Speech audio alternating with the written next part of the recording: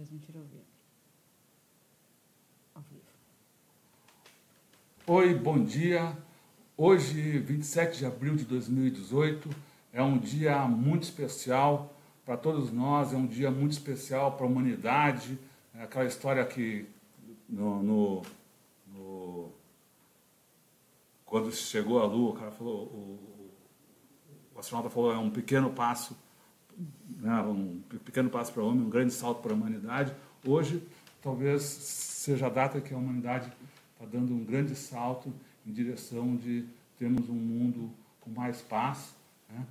Anote aí no seu caderninho, anote na sua agenda para comemorar sempre essa data, 27 de abril de 2018. É o dia histórico em que houve encontro, depois de décadas, 65 anos, dos líderes das Coreias do Sul e do Norte.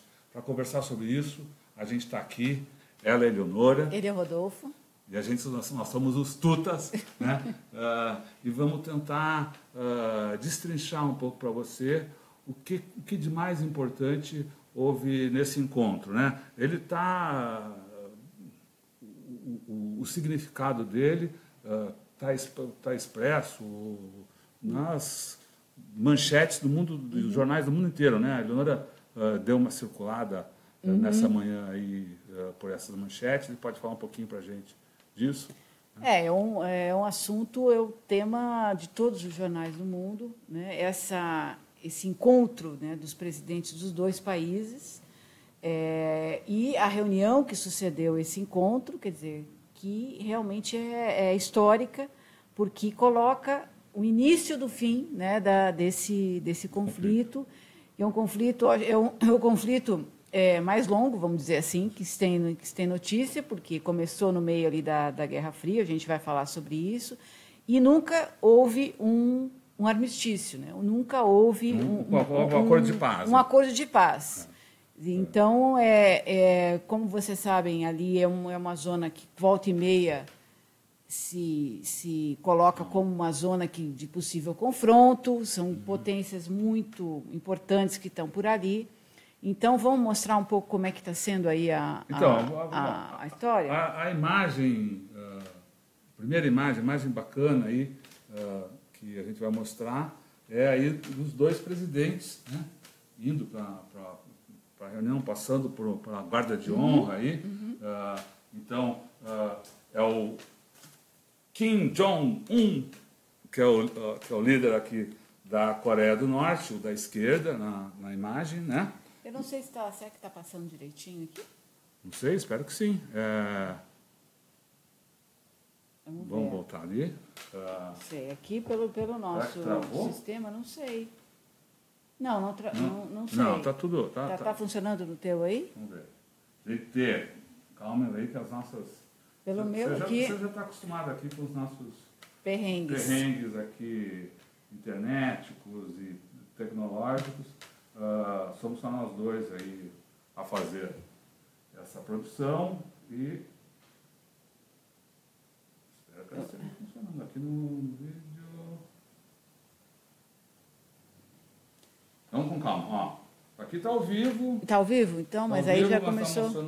Já está aqui. Deu, então está tudo certo. Então você está vendo a imagem que eu estou vendo, mas a Eleonora não a está vendo. O meu travou aqui. Enfim, então, como eu estava falando, aqui você vê à esquerda o Kim Jong-un, o líder da Coreia do Norte, e o Moon, que é o da esquerda. Que é o da esquerda, o de preto.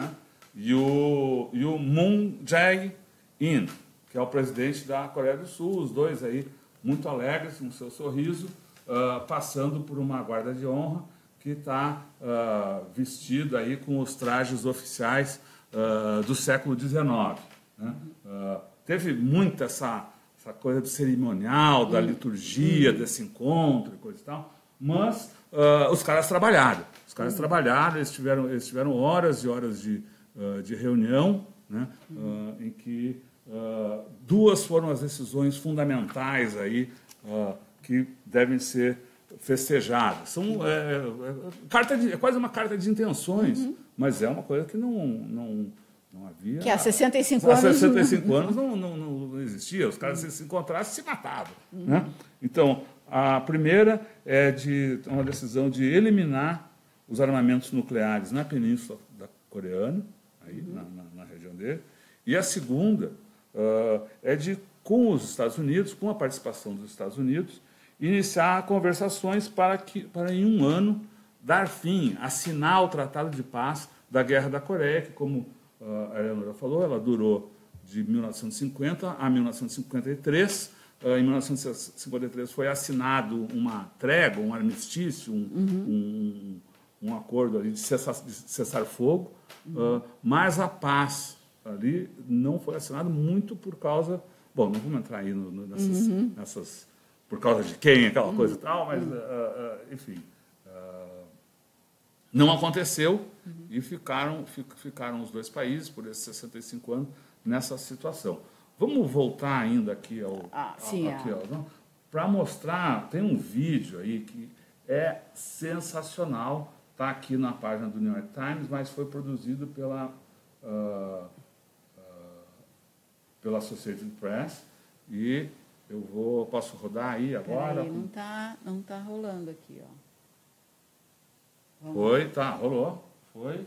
Vamos lá? Não, mas não tá, aqui não está passando. Não? Não, congelou naquela imagem. Vamos ver, põe aí. Vamos ver, vou botar, vamos ver o que acontece. Atenção, vou colocar no ar aqui o vídeo, vamos ver se passa.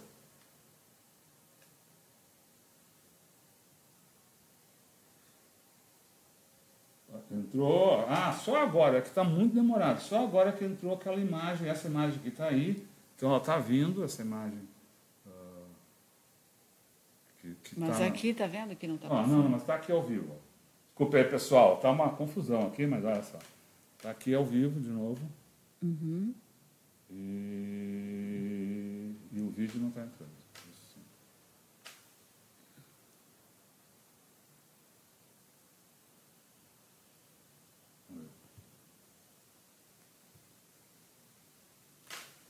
Você está vendo que aqui não está passando, ó? Não, mas já está. Não há conexão com a internet. Meu Deus.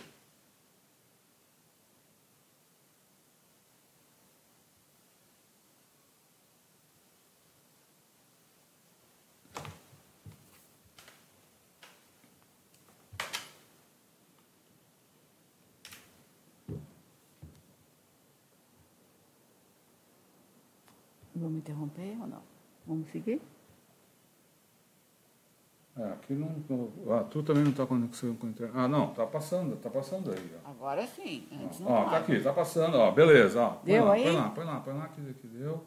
Tá, então vamos lá. É que está bem demorado a coisa, tá? Então vai funcionar, gente. Eu sei que diminuiu aqui o número. Vai funcionar agora, vai funcionar. Vamos lá, atenção. Vamos passar o vídeo, tá? Pau. Tá aí, tá rolando, olha só que legal.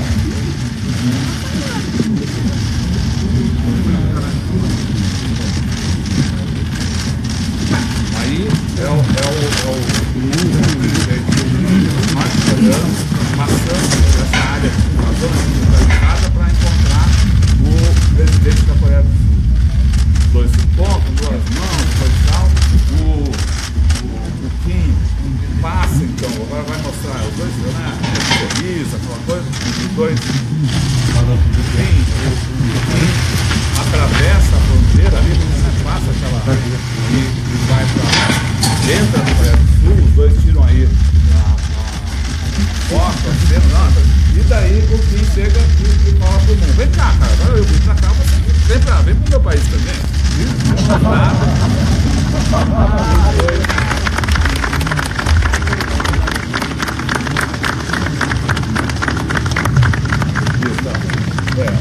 Os dois passam. Enfim, eu não sei o que acontece. Aí uma hora nos comentários você pode explicar pra gente, porque eu estou falando aqui, eu estou vendo as coisas acontecendo no meu computador e estou vendo também que você está vendo um pouquinho atrasado do que passou por aqui. Agora, então, apareceu os dois indo para a Coreia do Norte, né? E se encontrando. Bom, De qualquer forma, vamos seguir aqui nessa batida. Né? A gente falou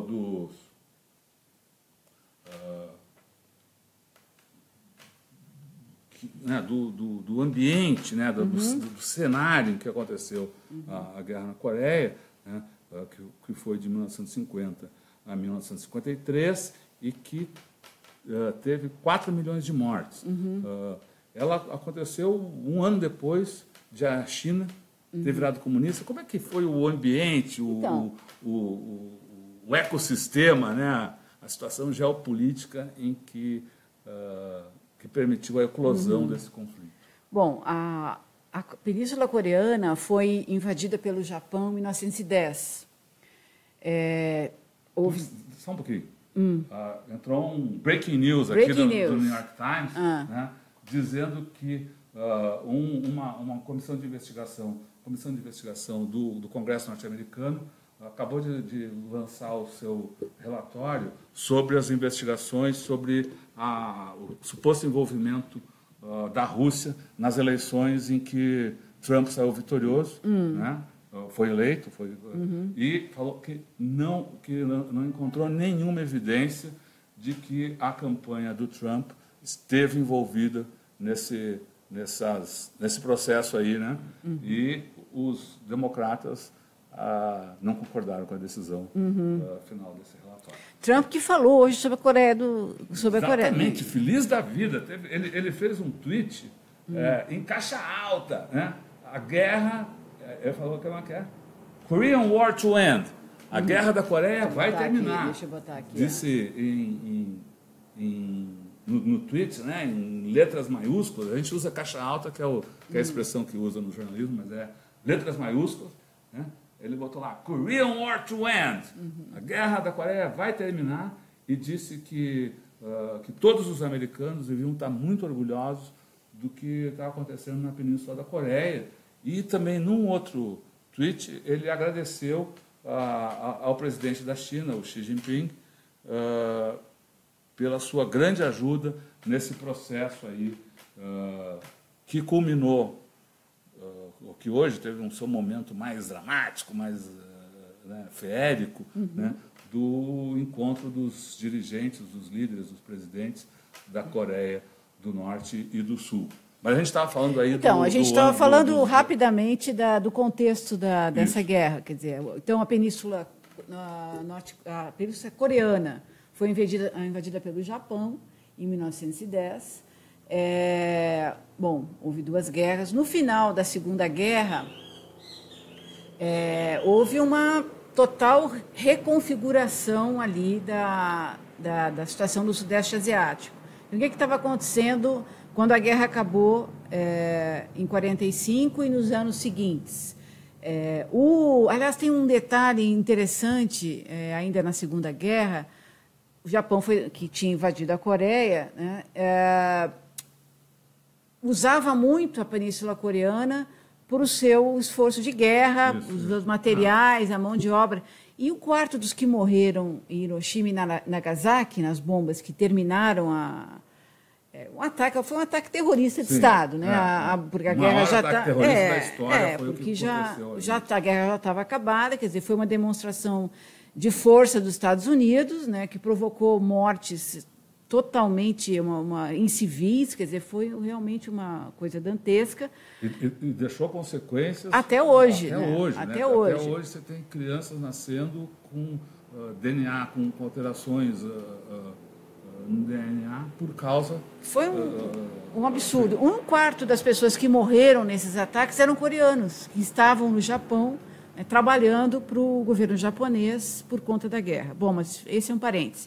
Então, acabou a Segunda Guerra, e em 1949, né, a China, resultado de uma revolução de décadas, né, os comunistas tomam o poder na China, liderados por Mao Tse-tung, né, a União Soviética, se recuperando da Segunda Guerra, também toma um espaço maior no cenário mundial.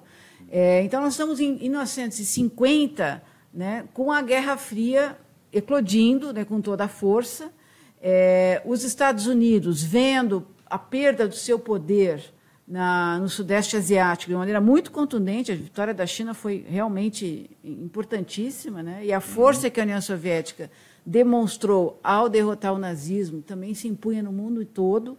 Vamos lembrar que Berlim foi conquistada por conta da força soviética, e a derrota de Hitler na Rússia foi fundamental para derrotar os nazistas. Então, as forças comunistas estavam, naquela época, em plena expansão. Os Estados Unidos, então, resolvem tomar o sul ficar, eles já estavam, né, na parte sul da Península Coreana, e aí começa o confronto, em 1950.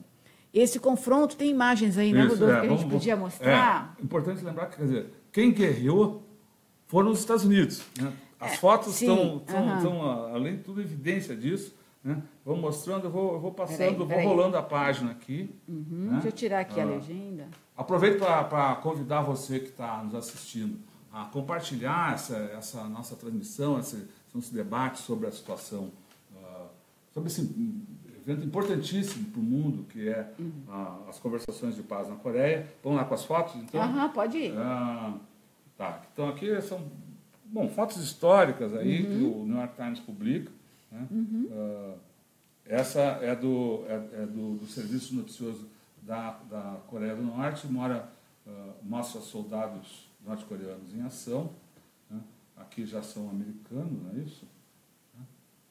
Marines, né? Os aviões norte-americanos, bombardeios norte-americanos, são as super fortalezas voadoras B-29. Né? O resultado dos bombardeios na Coreia do Norte. Então, são civis norte-coreanos atingidos aí pelos bombardeios norte-americanos. Aqui a retirada dos marines, e aqui soldados e equipamentos sendo jogados, né, chegando de paraquedas aí na Coreia. Aí tem aquelas fotos, né, que se vê em filmes de guerra, coisa e tal. Cenas. Foi uma guerra. Olha só que coisa impressionante aqui. Uma bomba, explosão de uma bomba. E soldados norte-americanos capturados pelas forças comunistas na Coreia do Norte em 1951. Tem até um filminho, né? Não sei se dá para passar o filme aí, Rodolfo. Tu acha que rola aquele filme? Não, da guerra? Não. Tem aqui. Bom, está em inglês, mas tem 2 minutos. A gente pode passar um pedaço aqui, né?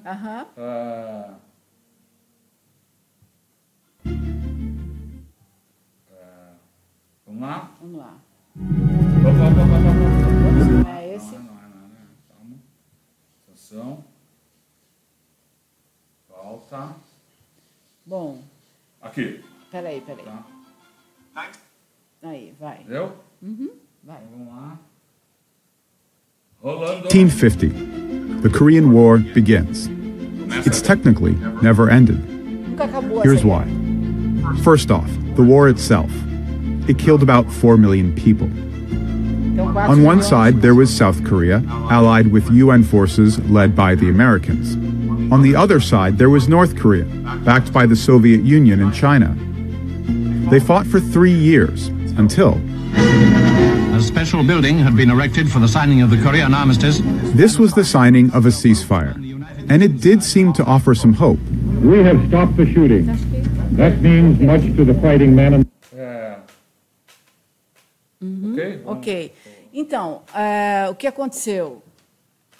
Esses 3 anos de guerra, né, absolutamente destrutiva para os países. Nunca houve, então, um armistício. É bom lembrar que, nessa época, né, em plena Guerra Fria, o governo norte-americano tentou seduzir o governo brasileiro, na época Getúlio Vargas. Acho que eu posso botar esse aqui, não? Vamos botar... Tá. Eu vou colocar trazer aqui algumas cenas. Eu falei antes da liturgia do cara. Aqui teve um monte de momentos simbólicos, né? Que a gente vai falar um pouquinho deles aqui. Só para terminar o que eu estava dizendo, quer dizer, o governo dos Estados Unidos quis levar o Brasil para essa guerra, né? Quis colocar brasileiros nesse fronte, e o Getúlio Vargas disse não vou mandar e tal, não tem. O Getúlio Vargas tinha feito um acordo com os Estados Unidos na Segunda Guerra por conta da base em Natal, e a CSN, que foi construída, foi parte desse acordo, mas chegou em 1950, o Getúlio disse, não vamos entrar nesse conflito. Então, vamos mostrar de novo aí a ceninha. É muito legal essa cena aqui. Então, os dois passando de mãos dadas para a zona desmilitarizada, enfim, eles se encontraram. O dirigente da Coreia do Norte foi se encontrar com o da Coreia do Sul, deram as mãos, coisa e tal, e daí, de mãos dadas, foram para... Como se foi, eu for para o seu país, você vem para o meu país, a gente conversa. Bom, esse filminho, agora deixa eu mostrar algumas fotos. Falei da liturgia, tem vários aí, aquele encontro com as crianças, aquela coisa, mas talvez um dos mais... aqui os dois tomando café juntos, coisa e tal. Talvez o mais legal e que mostra essa... aqui tem um videozinho aí do dirigente norte-coreano chegando, né? Mas o mais legal, deixa eu chegar nela aqui, vamos parar nela só um pouquinho. Bom, aqui é aquela foto né, super tradicional, coisa e tal. E aqui uma bem menos tradicional. Os dois plantando uma árvore. A árvore sempre aquele símbolo, né, da vida, da paz, da perenidade. Aqui é muito mais do que isso, né? Porque essa árvore, eles não estão plantando, é o replantio de uma árvore, cadê aqui? Eles replantaram essa árvore que havia sido plantada em 1953 na zona desmilitarizada. Então, eles fizeram o replantio dessa árvore usando solo e água vinda dos dois lados da fronteira. Então, é cheio de simbologismo, é uma coisa muito... Prenhe, aquela coisa, prenhe de simbolismo, né? E esperamos que depois desse encontro, já que eu usei prenhe de simbolismo, ele dê frutos, né? Que sejam efetivos, aí, que ajudem efetivamente a solidificar a paz na região, que é na paz que se progride, né? É interessante acompanhar o que vai acontecer nos próximos meses, quer dizer, o que foi feito hoje, né, nessa madrugada no Brasil e esse dia 27 na Coreia, é o início de um processo que vai ter que ser discutido como vai ser essa desmilitarização, como esses arsenais nucleares vão ser tratados, né? Importante notar que esse acontecimento histórico, né, ele revela uma ação chinesa, uma ação russa, uma ação norte-americana. A Coreia do Norte tem armas nucleares e talvez até por isso tenha conseguido impor uma solução, impor ou negociar uma saída, talvez antes de impor, negociar uma saída para essa situação que divide as famílias da Coreia. Quer dizer, há 65 anos, famílias foram separadas por um muro, nesse paralelo 38, e estão separadas. Quer dizer, essa paz que vai ser construída a partir de agora pode viabilizar muita coisa, né, além da aproximação das famílias. A Coreia do Norte é vítima hoje de um total boicote, né, em várias potências. A Coreia do Norte, claro, é apoiada pela China. Então, acho que é uma boa notícia quando a gente está vendo tanta situação de conflito, de confronto, né, no mundo. Eu vou ficar torcendo para que surja uma maratona, né? Uma é, corrida que passa pelas... Aqui, ó, pessoalzinho, o Kim Jong, o Moon Jae-in, aí, vamos fazer uma corrida aí entre as Coreias, juntando as duas Coreias, né? Eu já há vários anos venho pesquisando as corridas na Coreia do Norte, né? Tem uma maratona importante. Eles são corredores lá? Tem... não tem aí no mundo, mas eles têm uma maratona importante no dia do aniversário da Revolução. Eles tem um monte de festividades que ocorrem no país todo, e incluindo uma maratona que ganhou status internacional há uns 3 ou 4 anos, então recebeu corredores dos Estados Unidos, quenianos, claro, e eles premiam lá os norte-coreanos. É bem legal aí essa. Devia ter essa corrida. Tem essa corrida aí em Pyongyang, eu nunca sei pronunciar lá. Mas seria muito legal ter uma maratona aí unindo esses países. Tem várias maratonas, várias corridas no mundo que tem esse espírito de passar por fronteiras, quer dizer, cruzar fronteiras. Mesmo dentro dos Estados Unidos tem uma lá nos Estados Unidos e Canadá, na Europa tem várias. Aqui no Brasil, já corri uma aqui lá no Rio Grande do Sul e Argentina, enfim. O esporte fazendo seu papel de integração aí, né? Lembrando que antes desse encontro aqui ocorreram várias outras iniciativas de unificação. A gente até falou aqui, né, dos jogos. Das duas Coreias. Ocorreu esse ano os Jogos Olímpicos de Inverno, né, eles ocorrem no ano, cada 4 anos, se revezando com os Jogos de Verão, né? Então, 2020 vão ser os Jogos Olímpicos de Verão, 2018 os Jogos de Inverno. Foi na Coreia do Sul, mas a Coreia do Norte participou como convidada e em algumas modalidades que eu não vou lembrar. Acho que foi basquete ou vôlei. O time feminino foi misto. Das duas Coreias. Né? E a delegação norte-coreana foi uma super atração, não só pelo seu desempenho esportivo, mas porque os caras mandaram uma turma de torcedoras que foi super legal. Eu podia ter lembrado disso aqui. A gente mostrou essas torcedoras aqui no Tutameia, né? Mas, enfim, foi um momento, como você falou aí do esporte, como uma ferramenta de encontro, de congraçamento, né? É legal lembrar aí esse momento dos Jogos Olímpicos de Inverno, em que as Coreias não só se deram as mãos, elas atuaram juntos contra um adversário no jogo ali, né? Legal. Bom. E agora Trump vai visitar a Coreia do Norte, vai ter um monte de desdobramentos, mas é uma boa coisa, coisa que aconteceu hoje. Isso.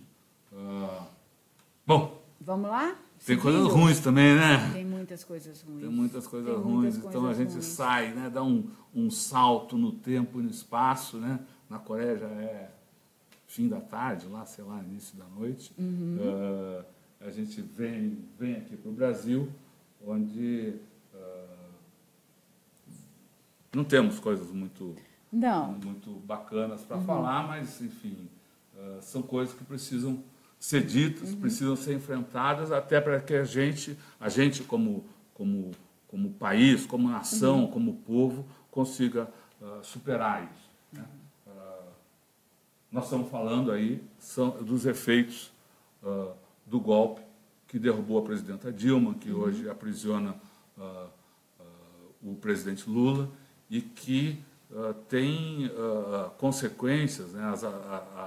As medidas tomadas pelos golpistas desde a primeira hora têm consequências dramáticas para a economia, que talvez muitos não tenham sentido logo de início, apesar de terem sido apontadas por críticos do golpe, né? E que hoje estão aí escarradas, escancaradas, né? Na economia, né? uma notícia que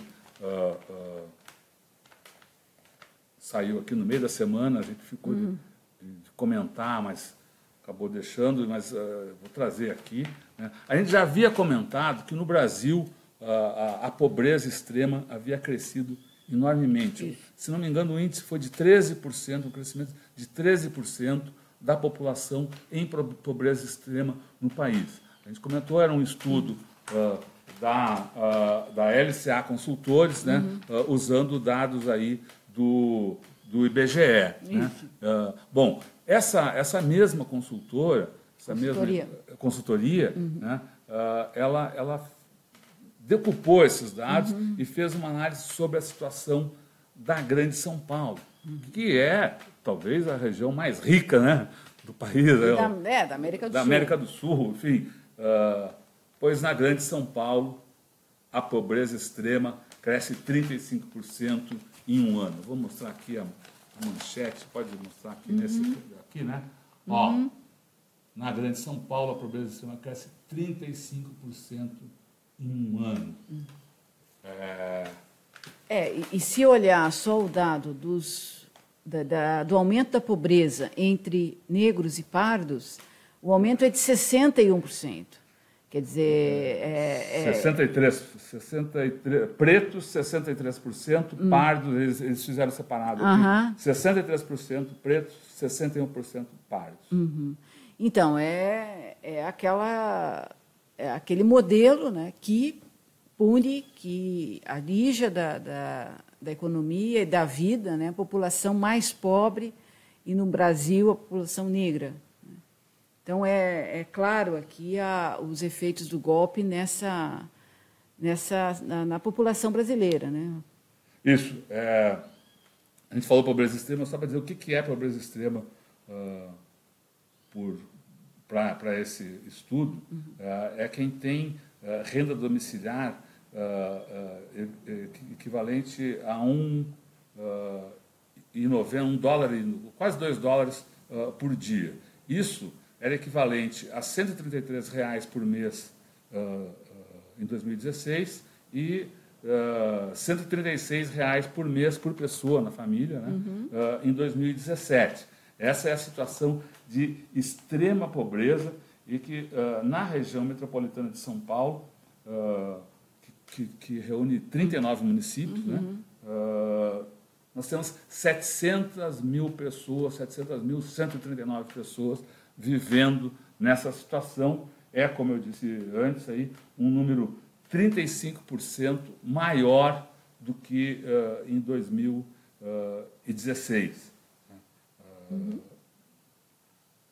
O que revela, né, como a Eleonora falou, as consequências da política econômica implementada pelo golpismo, né, que, enfim, você tem quase 200 mil pessoas, como eu falei aí, né, quase 200 mil pessoas na extrema pobreza aí, né? Passando fome, né? Passando fome e ficando numa situação. E esses indicadores, esses indicadores da perversidade do golpe aparecem em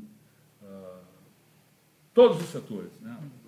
Essa notícia aqui, esse estudo, essa divulgação desse estudo foi na quarta-feira, mas hoje, né, nos jornais de hoje, você encontra outro indicador dos efeitos. Põe o título aí para a gente. Perverso, eu vou botar aqui. Ó, é a matéria da Folha. Né? Matéria publicada na Folha hoje, né, com alta do gás, 1.200.000 domicílios apelaram para lenha ou carvão em 2017. Gente, quando a gente diz que o golpe está fazendo o Brasil retroceder, fala lá dos direitos trabalhistas que vai a 80 anos atrás, né, retrocede. É isso, o que é? Nós estamos voltando à idade da lenha. Né? E as pessoas não têm dinheiro para pagar, para comprar um botijão de gás. Então... Por quê? O que aconteceu? Por causa da política definida pelo governo para a Petrobras, né, o gás aumentou barbaramente no ano passado. De junho até o final do ano passado, o aumento foi de 67%. Quer dizer, num ano em que a inflação foi o quê? 3%. Não, com um ano de desemprego, né, de redução de salário, a massa salarial está encolhendo. E daí, fala aí. Causa uma espécie, até ver títulos como que de uma outra reportagem que tu selecionasse hoje. Então, eu estava vendo aqui o valor. Todos os indicadores estão mostrando que essa alardeada recuperação do governo tem pés de barro. Quer dizer, a ociosidade da indústria está grande, o comércio não está reagindo, o mercado de trabalho não está reagindo. Quer dizer, a gente está num pântano econômico. E hoje tem uma coisa interessante aqui no Valor, né, uma reportagem dizendo que a informalidade no mercado de trabalho aumentou muito, né, e foi responsável pela queda da produtividade. Quer dizer, a reforma trabalhista feita pelo governo Temer, ela está arrebentando com as relações de trabalho, reduzindo o poder de compra das pessoas e está atrapalhando tudo, inclusive as empresas que querem aumentar os seus ganhos, porque há uma perda de produtividade. Isso já estava acontecendo e foi exacerbado pela reforma trabalhista de novembro do ano passado. Então, é uma situação, de fato, bastante dramática, né? Porque não há recuperação sustentável, né? A situação da população está ficando cada vez mais precária e, enfim, a gente está sem uma perspectiva clara aí de sair desse buraco.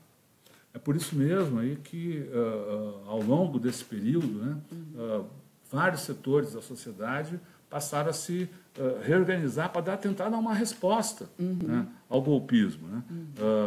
E hoje, 27 de abril, faz um ano, né? É o primeiro aniversário do Projeto Brasil Nação, Vou botar aqui. Um movimento que reuniu aí intelectuais, jornalistas. A gente participa ativamente desse projeto, né, que é a tentativa de apontar, de reunir democratas e tentar encontrar rumos para o país voltar a crescer de forma inclusiva.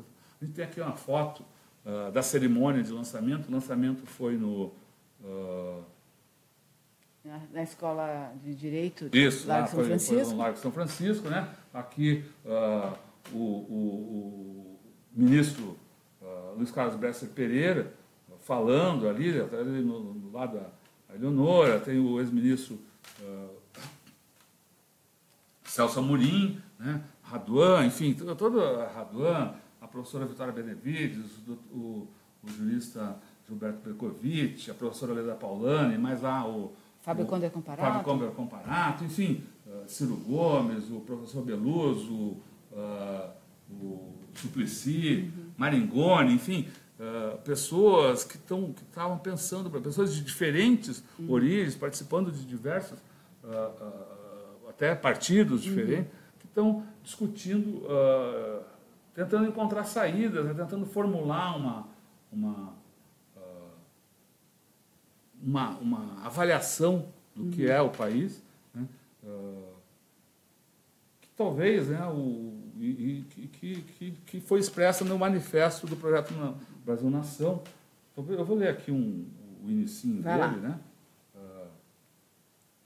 O Brasil vive uma crise sem precedentes. O desemprego atinge níveis assustadores. Endividadas, empresas cortam investimentos e vagas. A indústria definha, esmagada pelos juros reais mais altos do mundo e pelo câmbio sobreapreciado. Patrimônios construídos ao longo de décadas são desnacionalizados. Vou pular um pouquinho aqui. Programas de direitos sociais estão ameaçados. Na saúde e na previdência, os mais pobres, os mais velhos, são alvo de abandono. A desigualdade volta a aumentar após um período de ascensão dos mais pobres. A sociedade se divide e se radicaliza. abrindo espaço para o ódio e o preconceito. No conjunto, são as ideias de nação e da solidariedade nacional que estão em jogo. O que mudou desse período para cá? Não, o diagnóstico é esse, né? O diagnóstico, infelizmente, continua sendo esse, quer dizer, passados 2 anos de golpe e 1 ano desse diagnóstico feito por esse grupo de pessoas, o diagnóstico continua absolutamente atual, né? Não conseguimos sair, esse governo, pelo contrário, aprofunda as condições péssimas da economia, as condições péssimas da sociedade. A gente está vendo, as pessoas estão voltando à era da lenha no Brasil. E, depois disso, né, o manifesto apontava a questão da desnacionalização e do ataque à Petrobras, né? O governo continua querendo esquartejar a Petrobras, como se falou, agora colocou refinarias à venda, né? Colocou a Eletrobras, que é um patrimônio brasileiro, à venda. Essas coisas estão sendo aceleradas dessa forma pouco transparente, né? Contra interesses nacionais, né? Uma venda do Brasil a qualquer custo, a qualquer preço. E, a partir daí, né, fizemos, esse grupo que se reuniu em torno do projeto Brasil Nação, fez um segundo manifesto. Só um pouquinho. Esse manifesto aí, ele recebeu uma adesão de mais de 10 mil pessoas, sim, né? E ele também apontava, só para lembrar, não só essas questões econômicas, mas falava da questão do judiciário, falava da questão da cultura, enfim, procurava fazer uma avaliação global, sim, holística, se quiser, da situação que a gente enfrentava e buscando esse caminho. Então, exatamente por ele por essas pessoas terem essa visão aí, que não é só a economia, não é só a política, ele seguiu aí fazendo outras intervenções, como imagino que tu ia colocar. Eu ia falar que em setembro se fez um segundo manifesto, né, alertando para as ameaças à democracia que estavam em curso e continuam em curso. Né? Então, acho que o segundo manifesto também teve essa importância de alertar, né, de apontar riscos, e esses riscos continuam, infelizmente, atordoando a democracia brasileira, que está muito abalada, como a gente tem visto. É interessante notar o seguinte, que a partir da prisão do presidente Lula, né, se voltou novamente a pensar em reunir forças, a pensar na necessidade urgente, né, do campo dos democratas, dos progressistas, se unirem em torno, né, de uma frente ou de uma visão quase de salvar o Brasil. Né? É importante dizer que, quando a prisão do presidente Lula foi decretada, os integrantes do projeto Brasil Nação fizeram uma manifestação de solidariedade ao presidente. Né? Não se trata de defender Lula ou PT ou isoladamente. Né? A prisão do presidente Lula, fruto desse processo cheio de ilegalidades, é um ataque à democracia. Então, defender Lula hoje é defender a democracia brasileira. É isso que disse a nota de solidariedade do projeto Brasil Nação, que tentou visitar o presidente Lula. Nessa semana, se enviou um pedido à juíza, né? E, enfim... Não tem resposta. Eu acho que foi negado, mas eu não tenho uma resposta oficial, mas imagino que tenha sido negado, porque ela tem negado todos os pedidos de visita, inclusive do médico, né? Do presidente do médico, do Prêmio Nobel, né? De parlamentares. Teólogo Leonardo Boff, naquela famosa foto que ficou... impedido de visitar, quer dizer, é uma sucessão, né, de desmandos, de arrogância, de prepotência, de autoritarismo, né, que demonstram que o país está num rumo muito ruim. Né? E que ao mesmo tempo, há resistência a isso, né? Só voltando um pouco aí das ações do projeto Brasil Nação, né?